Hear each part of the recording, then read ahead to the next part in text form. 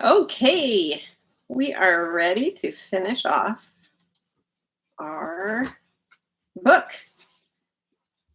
We left off with Ralph getting tossed out the window, remember? He got tossed out the window by the two school teachers. Let's see. It says, the teacher walked not to the wash basin, but to the open window. She held Ralph across the sill, removed the postcard from the glass, and gave it a little jerk that shook Ralph. And then chapter 12, an errand of mercy. Owls, thought Ralph, as he clung to the Virginia creeper and filled his lungs with the cool night air that was such a relief after the stuffy drinking glass. I've always wanted to climb down this vine and explore the ground floor, he reminded himself grimly, and now I have to. Ralph had never before been outdoors, beneath the moon and the stars. He felt small and frightened and alone. Slowly, paw over paw, he worked his way along the shoots and tendrils. An owl, uncomfortably close in a pine tree, hooted, and Ralph shivered in the shadow of a leaf, aware that he was losing precious seconds.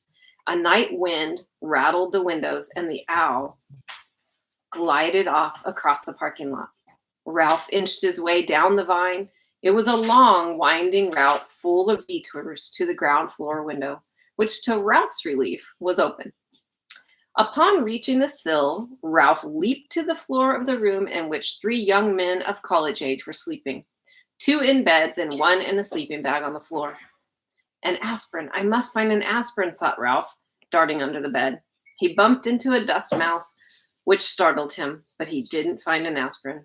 He was in such a hurry that he ran right over the man in the sleeping bag instead of taking time to go around. There, under the dresser, gleaming in a shaft of moonlight, he saw a round white pill. He went closer. Yes, it really was an aspirin tablet.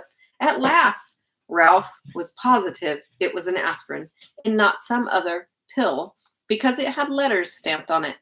Ralph was figuring out how to get the pill upstairs to room 215. Telling himself that in spite of all that had happened that night, it could not be much past 1 o'clock in the morning. Ralph half pushed and half rolled the aspirin tablet around the man in the sleeping bag to the door. He shoved it under the door and with a great difficulty squeezed under himself. The first floor carpet was thicker and of better quality than that of the second floor. Ralph worked his way with the aspirin down the hall to the lobby where the night clerk was asleep on the couch. The glassy eyes of the deer head mounted on the knotty pine walls that seemed to stare at Ralph. So did the giant eye of the television set. Here's a picture of him finding the aspirin.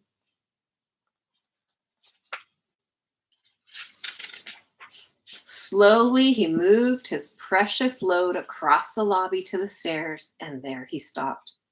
How could he manage to get the aspirin up the stairs? A gobbling, snorting noise. Ralph dropped aspirin in panic and looked wildly about for a hiding place. With one terrified leap, he dived under the grandfather clock between the elevator and the stairs. It was immediately plain from the dust that no one had ever cleaned under the clock. Aha, aha, Ralph struggled to control a sneeze. Above him, the works of the clock began to make grinding noises. Achoo! The sneeze could not be held back. Bong! The clock struck 1:30, forcing Ralph to clap his hands over his ears. How his famous ancestor, the one that ran up the clock, Hickory Dickory Dock, stood that racket, he did not know. Peeking out, Ralph discovered that the night clerk had slept soundly through the din, so he ventured out from under the clock to continue his struggle with the aspirin tablet. Since carrying the pill up the stairs was impossible, Ralph had to find another way. The elevator? Ridiculous. A mouse cannot run an elevator. Then, quite unexpectedly, a whole plan of action popped into his mind. Ralph had a genuine inspiration. First, He rolled the aspirin to a safe place behind the ashtray stand beside the elevator. Then, empty-pawed, he climbed the stairs to the second floor and ran down the hall to room 215, where he squeezed under the door.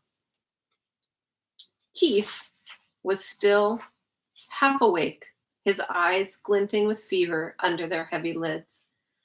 "Psst," said Ralph. "I found an aspirin for you." Murmured Keith. "An aspirin tablet. I found an aspirin." "Where is it?" Keith was more awake now. "Down on the first floor." "Oh," Keith said, obviously disappointed.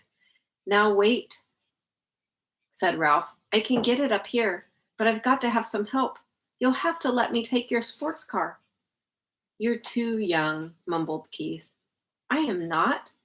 And it was true that Ralph felt very much older than he had when he lost the motorcycle. "Come on, you need the aspirin, don't you?" "You already lost my motorcycle." "Oh, come on." Ralph was growing more impatient as he felt the night slipping by. "If you won't let me take the sports car, will you let me take the ambulance?" "I guess so." Keith did not feel equal to arguing with the determined mouse. He picked up his ambulance from the bedside table and set it on the floor. "Here."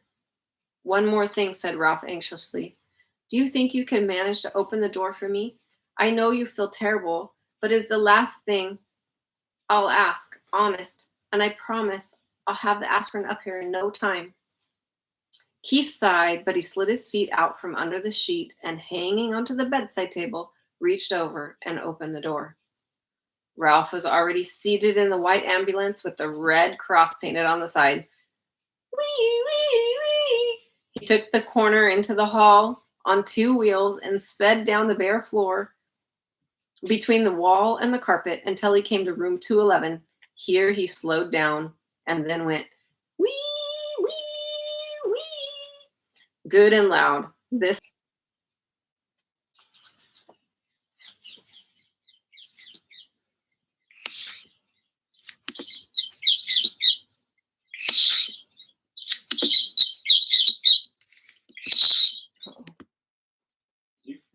Nope. Sorry. The little dog in room 211 began to whimper and then to bark, just as Ralph had planned. In a moment, the door opened and a man stumbled out with the little terrier in his arms. "Oh, all right," he grumbled. "I'll walk you." "Shut up, will you?" Ralph waited, his paws tense on the steering wheel. The man walked groggily to the closed elevator door, where he managed, in spite of the wriggling dog in his arms, to push the button. Soon the elevator door slid open. Ralph knew that timing was important. The man entered the elevator. The dog barked. "Wee, wee," said Ralph, hard enough and fast enough to shoot the ambulance at great speed across the yawning crack between the floor and the hall and the floor of the elevator before the man turned around. As the dog owner turned, Ralph steered skillfully around his feet and parked the ambulance behind him. The man pressed the button and the doors closed, and the elevator actually began to descend. "Do you know what you are?" the man said sleepily. "You are a nuisance. That's what you are. A four-footed, hair-covered nuisance." The dog ignored. He waited quietly inside his ambulance until the man had carried the dog out before he drove out of the elevator. He jumped out of the ambulance, opened the rear doors, seized the precious aspirin, and boosted it inside. Slamming the door, he ran around and jumped into the driver's seat. There was not an instant to lose. Wee, wee. The ambulance moved towards the open elevator, but unfortunately, by the time Ralph was slightly out of breath, the front wheels of the ambulance caught in the crack between the floor of the lobby and the floor of the elevator, and the ambulance was stuck. "Oh no," thought Ralph. "Not now. I can't fail now." "Wee, wee," he managed to gasp. The wheels spun, but the ambulance did not move. Ralph jumped out, put his shoulders to the rear of the vehicle, and pushed with all his strength. Nothing happened. In a moment, the man would be returning with his dog. Despite Ralph climbed back into the ambulance, he took a breath so deep that he thought his lungs would surely burst. Wee, wee, wee! He made the sound hard and fast in a high pitch. The wheels spun and the ambulance moved, slowly at first, and then, as the tires got a grip on the floor of the elevator, it shot out of the crack and across the elevator and hit the rear wall with a bump. Ralph collapsed over the steering wheel, limp with relief, just as the man came back through the lobby with his dog. I guess some boy lost his toy ambulance, muttered the man, more awake now, as he stepped in and pressed the button. Toy, thought Ralph indignantly. This ambulance is carrying medical supplies to the sick. Boy, my foot, yapped the terrier. It's that dastardly mouse. Let me down and I'll get him. Ralph did not try to answer. He was saving all his breath now to get the ambulance across the crack once more. The man slapped the dog lightly on the nose and said, Be quiet. I took you outside, didn't I? Fortunately, the elevator door stayed open behind the man as he walked out. So Ralph had no trouble driving the ambulance out and down the hall to room 215. The door had blown shut, but he didn't care. He jumped out of the ambulance and ran around to the back where he unloaded the aspirin, shoved it under the bedroom door, and squeezed under after it. Hey, Keith, I've got it. Ralph was filled with triumph. I brought you an aspirin.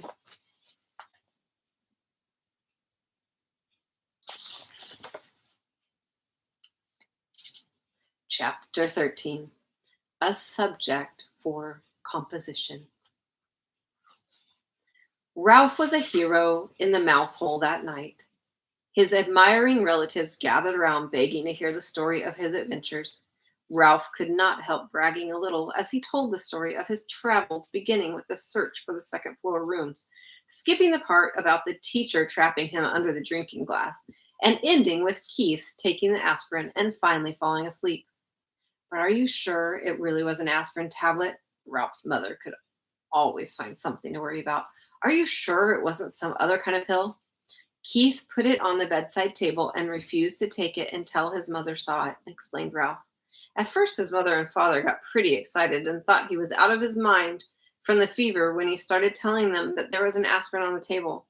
Then they thought the windows rattled so much that they didn't hear his knock.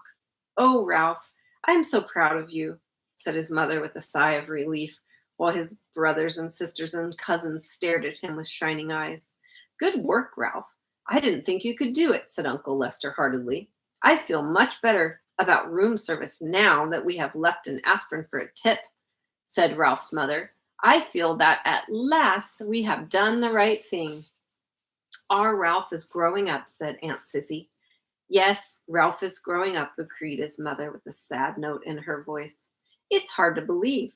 It seems only yesterday that he was a tiny pink mouse without any hair. Naturally, this embarrassed Ralph, but now that his mother had finally admitted that he was growing up, he decided to make the most of this moment. Now can I go down to the first floor by myself? He asked eagerly. We'll see, said his mother, looking worried once more. Nonsense, said Uncle Lester. Of course he may go. Ralph had shown that he can be a very responsible mouse. I guess you're right, agreed Ralph's mother nervously.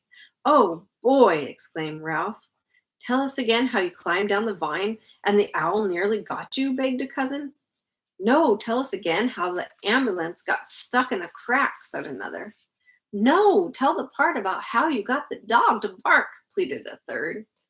The only flaw in the evening for Ralph was the fact that he had not found the motorcycle on his travels through the hotel. Keith slept soundly, and the next morning, although he still had a temperature, Ralph was pleased to see that he was feeling much better. Do you hurt any place?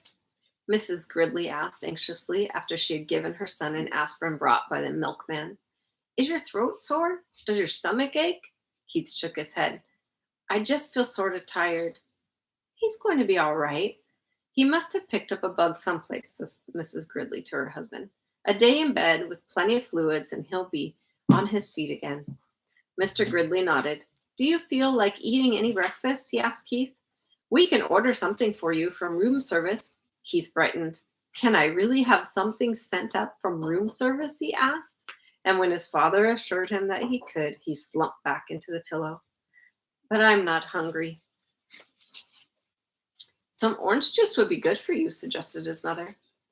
All right, agreed Keith, and then added as if he suddenly had an inspiration, and bacon and toast and jelly. Your appetite seems to have come back in a hurry, remarked Mr. Gridley as he picked up the telephone and asked to be connected with room service to order breakfast for his son. And as soon as the adults had gone, Ralph popped out into the room. Hi, said Keith. Thanks a lot for the aspirin. It really helped. That's all right, answered Ralph modestly.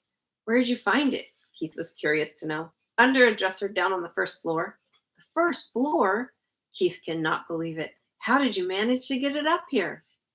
Once more, Ralph told the story of his night's adventure, skipping the part about the drinking glass, but making it sound as if he had narrowly escaped the horny talons of the owl as he traveled down the vine. Golly, Keith was amazed at Ralph's story. You know what? You're a pretty smart mouse, and a brave one, too. It was nothing, said Ralph in an offhanded manner. Nothing. I parked your ambulance out in the hall, he said, wanting Keith to know how responsible he was. Your folks will probably see it and bring it in when they come back. That reminds me, you didn't happen to see my motorcycle anyplace, did you? Keith's question was unexpected. Well, no, I didn't. Ralph suddenly felt less proud of himself. But I didn't have much time to look. Yeah, I know. Keith was sympathetic. I just wondered. A knock at the door sent Ralph scurrying into the knothole. Come in, called Keith. Matt entered with a tray. Here you are. And here is your ambulance. I found it in the hall, he said as he set the tray across Keith's knees. Sorry to see you're under the weather. Thank you. I'll be all right. Keith handed Matt a coin that his father had left for a tip. And thanks for bringing in the ambulance. Matt pocketed the coin. Thank you, he said. And by the way, this doesn't happen to be yours, does it? He pulled the little motorcycle out of his pocket. Ralph was so excited he almost fell out of the knothole. Hey, he sat up straight, rocking the orange juice on his tray. It sure is. Where did you find it? In a hamper of linens that had been chewed by mice or by a mouse. It fell out when the housekeeper was showing us the damage that had been done. I picked it up before anyone noticed it. Gee, thanks. Thanks a lot. Keith accepted the motorcycle and set it on his tray. It's my favorite. I didn't like losing it. I wonder how it got in that hamper of linens, mused Matt. Keith grinned, but said nothing. Old Matt rubbed his chin and stared at the ceiling. I don't suppose a certain irresponsible mouse happened to ride it into a pile of sheets and pillowcases and get tangled up and dumped in the hamper. Keith tried not to laugh. I don't know any irresponsible mice, he said. Only one responsible mouse. Say, how did you guess? There isn't much around this hotel that escapes my attention, said Matt. I saw that mouse out in the hall with a little motorcycle. I imagine he's a regular speed demon. Ralph could no longer stay out of the conversation. I'm fast, but I'm careful. I haven't had an accident yet, he boasted and added hastily, recalling his fall into the wastebasket. At least, not since I learned to ride the motorcycle. If there is anything I can't stand, it's a cheeky mouse, remarked Matt good-naturedly. What do you call getting tangled up in a lot of linens? What I mean is, I didn't crack up in the motorcycle, said Ralph with dignity. He's not cheeky, defended Keith. He's brave. You aren't going to tell the management about him, are you? What's the use, said Matt. If they get rid of these mice, more will move in. Anyways, he's a cute little fellow. It cheers me up just to think of him tearing around on a little motorcycle. If only I could, thought Ralph. There followed an unusual, pleasant day for the mice.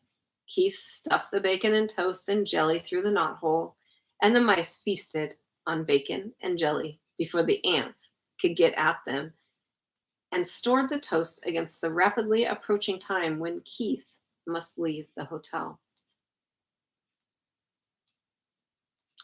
They slept all morning while Keith alternately napped and played with his cars. For lunch, they enjoyed peanut butter sandwiches again. Ralph did not sleep well that afternoon. He found himself thinking of the tantalizing glimpse that he had had of the ground floor and of all the opportunities it offered mice. Crumbs in the dining room, leftovers in the kitchen, scraps in the garbage. He lay daydreaming on a pile of shredded Kleenex. He could see himself on the first floor, pilfering crumbs in the dining room at night after the guests were in bed. And from the dining room, he would go to the kitchen, right past the night clerk, who was sure to be asleep. If only he could make the trip on the motorcycle. The thought of the motorcycle put an end to Ralph's daydreams and made sleep impossible. After tossing about on his bed of Kleenex, he got up and poked his head out of the knothole. Keith was awake, lying back on the pillows with his cars beside him. He smiled wanly at Ralph. "How are you feeling?" asked Ralph. "Sort of tired," answered Keith. Ralph climbed through the hole. "Where are your folks?" "They went out for a little while. They'll be back. I'm supposed to take a nap." "Are you going to?" asked Ralph. "I'd rather talk to you." Keith leaned over and set the motorcycle on the floor. "Want to ride it?" he asked. "Do I want to ride it?" Ralph could scarcely believe that he had heard correctly. "You mean you'll let me? After the way I lost it for you? You proved you could be responsible when you brought me the aspirin," explained Keith. "You're more grown up." "Thanks," said Ralph modestly. "I guess mice grow up faster than boys." Keith sounded as though he longed to grow up rapidly as a mouse. "You grow up a little bit every day," Ralph said, as he removed his crash helmet from its hiding place behind the curtain. "I guess you're right," agreed Keith. "My dad measures me every 6 months against the door jamb of our kitchen back in Ohio,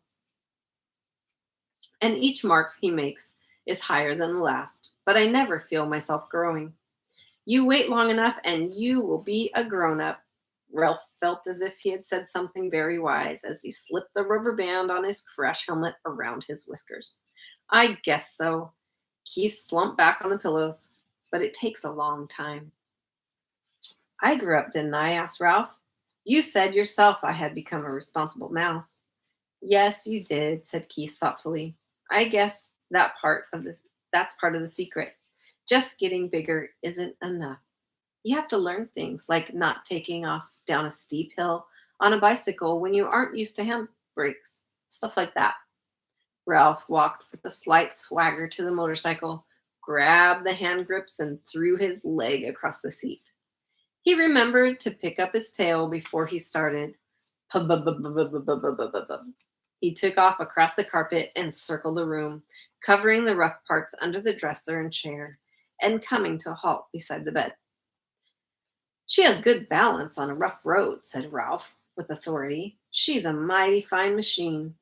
"Say, Ralph," said Keith, suddenly sitting up, "how would you like to come with me when we leave the hotel?"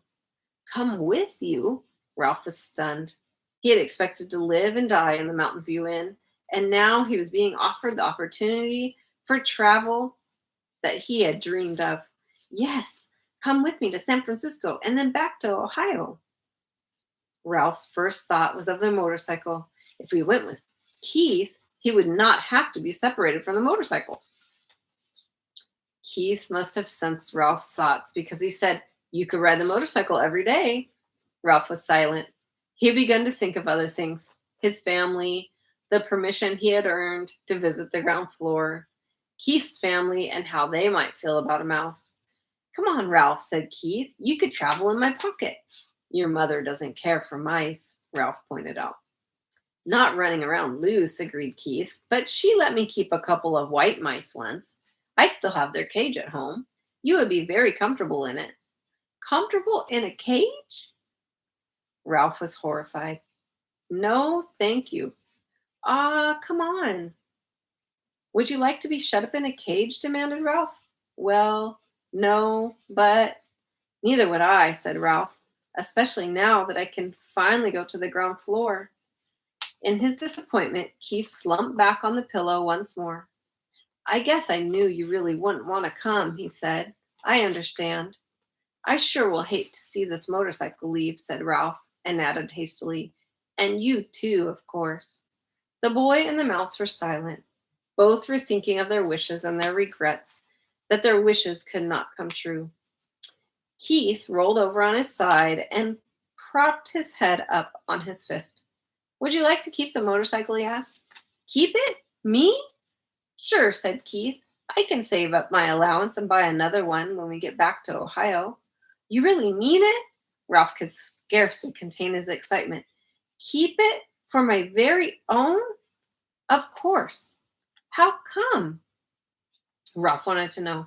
I just like to think of you riding it, said Keith. You know, if you grew up enough to be trusted with a mouse-sized motorcycle, maybe someday I could earn a big one. The excitement drained out of Ralph. I can't. I don't have any place to keep it. It's too big to go through the knothole, and I couldn't hide it behind the curtain forever because I've heard that after Labor Day, when there aren't so many tourists, they take the curtains down to be cleaned. That is a problem, agreed Keith. There must be some place in this big hotel like this where you could keep a motorcycle. Ralph sat on the motorcycle thinking as hard as he could. In the closet? He couldn't get it out when the door was closed. Under the bed? Eventually it would be found. How about downstairs? Suggested Keith. I could carry it down for you before we leave. There must be a good hiding place down there someplace. There's that big old clock that my ancestors ran up, said Ralph thoughtfully. Nobody ever cleans under it, but frankly, I don't care to have it striking over my head. Keith thought a while. How about that big television set in the lobby, he asked. The noise shouldn't bother you because you would only go under it at night when everyone's asleep. Yes, Ralph was excited. That's a perfect garage. I saw it when I got the aspirin. The legs are just high enough for the motorcycle, but not quite high enough for a vacuum cleaner attachment. Then it's settled, said Keith, and then added rather sternly, Ralph thought, but first you must ask your mother. Ralph dismounted and ran to the knothole. He was gone several minutes before he returned to announce in triumph, she said I can keep the motorcycle if I promise to drive it carefully and wear my crash helmet every single time I ride. Swell. Keith was just as excited as Ralph. When we check out, I'll hide it for you while my folks are busy paying the bill. I can't thank you enough. Ralph fastened his crash helmet once more. I never thought that I would have a motorcycle of my very own. Keith lay back on the pillow and smiled as the mouse mounted the motorcycle. It will be fun thinking of you riding around that big old lobby when I'm back in Ohio this winter going to school. And when the teacher asks us to write a composition about our summer vacation, I can write about meeting a brave mouse named Ralph who rode a little motorcycle. I'll tell about you bringing the aspirin, except I'll have to call it a pill because I can't spell aspirin. Of course, the teacher won't believe it, but she'll probably say I show imagination. Ralph felt proud to think that he was going to be written about in a composition in far-off Ohio. He grabbed his tail, gunned the motor, and took off, heading for the threadbare part of the carpet that made such a good speedway. Round and round he sped, faster and faster, until his whiskers blew back and he was filled with joy of speed. He longed to wave to Keith, but he realized a good driver must keep both paws on the hand grips. He glanced up and noticed that Keith's eyes were closed. The boy had fallen asleep with a smile on his face. Ralph dragged his heels to brake the motorcycle. Quietly, he parked it beside the bed, and quietly he removed his crash helmet and hid it behind the curtain. He did not want to disturb the sleeping boy. Ralph could wait to ride the motorcycle. It was his to keep.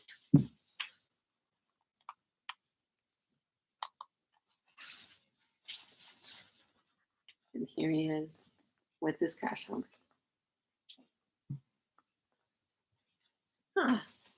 That was a good book. I hope you enjoyed.